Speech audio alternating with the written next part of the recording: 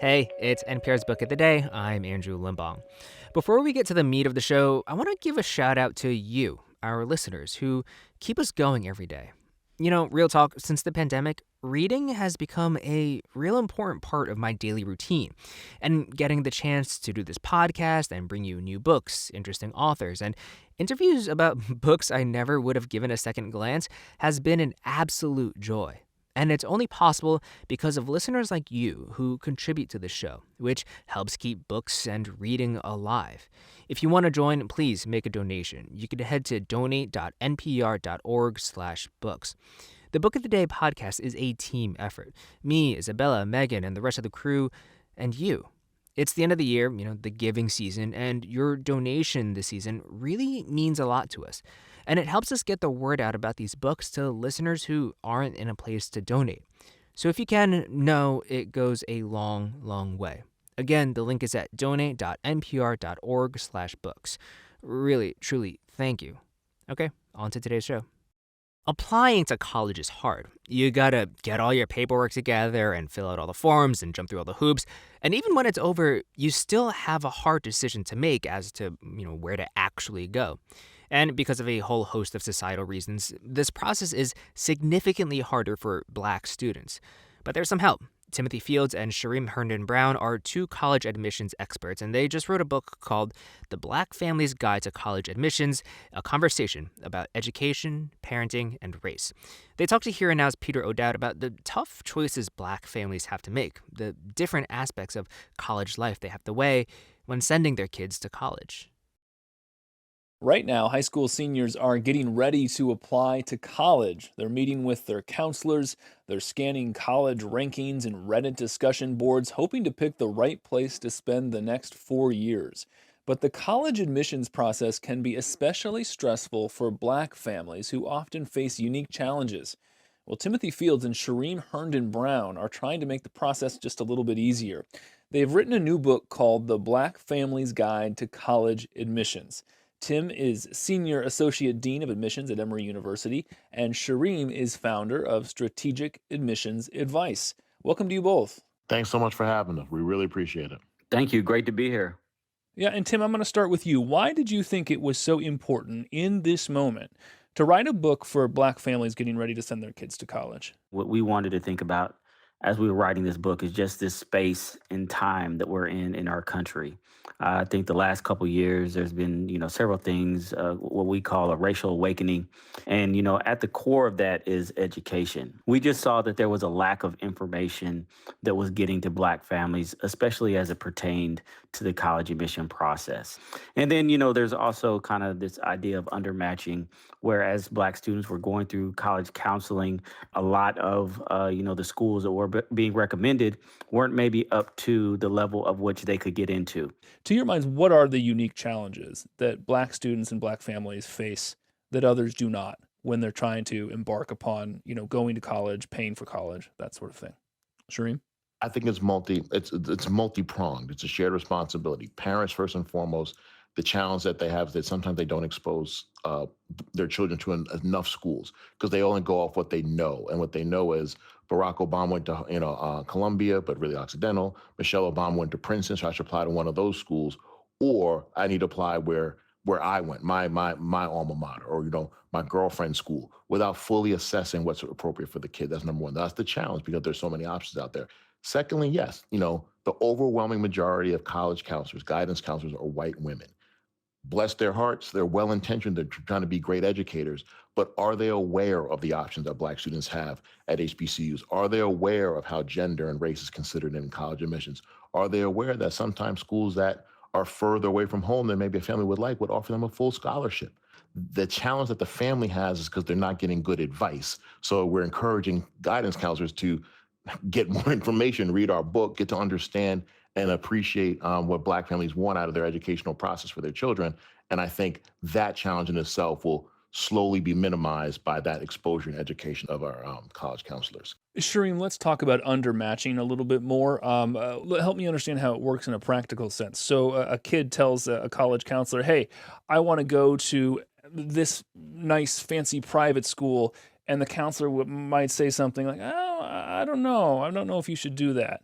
you might be overshooting. That's a reach school that may be a little bit, more academic than expected, or that you expect, I should say. And what's horrible, and Tim can speak to a specific example about this, is that these students, Black students, are very, very capable. But when Black students apply to the elite private universities, there's often either a suggestion that they're getting in if they do because of affirmative action, they needed to fill a quota per se, or when the application process even begins, it's almost as if your numbers aren't as strong enough. And that's not necessarily true. What educators don't know, they don't know. And Tim, why don't you give them the example that most recently that disturbed you? Shareem and I, as we've been, on this book tour, we've had a lot of conversations with a lot of different families. And, there was one particular family in California, a young, African American man, has all A's, AP courses, and he scored, 1470 on the SAT.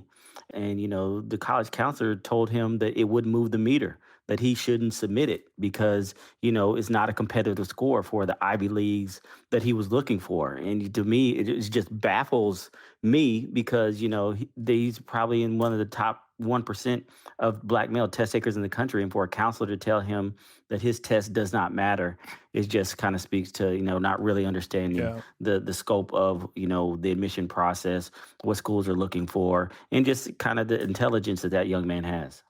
There is a section in the book that lays out some key questions that Black families should be asking right now. Tim, to your mind, what is the number one question? I think the number one question is where are you placing your student as far as their schooling? If you have the options, are they going to private? Are they going to independent? What are some of those trade offs that are taking place? So, if you do want to, put your student in a quote unquote better school, that often means that they're one of the few Blacks in the classroom. It's in a predominantly Mm. a white suburb, or it's in a predominantly white independent school. And so, yes, they could get a quote unquote better education, but what is their cultural experience? What is their day to day experience? Are they, safe? Is it going to be someplace that can really allow them to thrive in all aspects beyond just the academic portion? And there's also something worth pointing out here that's important. Tim, you went to Morehouse, historically Black college in Atlanta. Shareem, you went to Wesleyan, a mostly white school in Connecticut. So let's talk about this because I think this is a really important point that you two are making here. How should families weigh whether their kids go to an HBCU or a mostly white school? Shareem? Sure. I think it's first and foremost always going to be a personal decision. Tim and I are not advocating for one over the other. What we're asking Black families to do is consider both for a variety of reasons. The cultural dynamics and familial dynamics of an HBCU.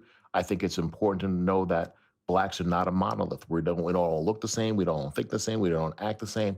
So there's at that age of 18 to 22, you should want to, I would think, I did, want to be around as many Black people who have things in common with you. And that's the aspiration for higher education. And we are hoping that families will consider both HBCUs and predominantly white institutions because they have so many things to offer, but in different respects.